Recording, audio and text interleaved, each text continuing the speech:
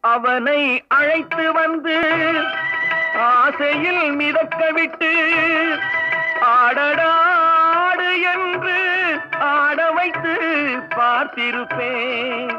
அவனை அழைத்து வந்து ஆசையில் மிதக்க விட்டு ஆடடாடு என்று ஆட வைத்து பார்த்திருப்பேன். படுவான் துடித்திடுவான் பட்டதே போதும் என்பான்.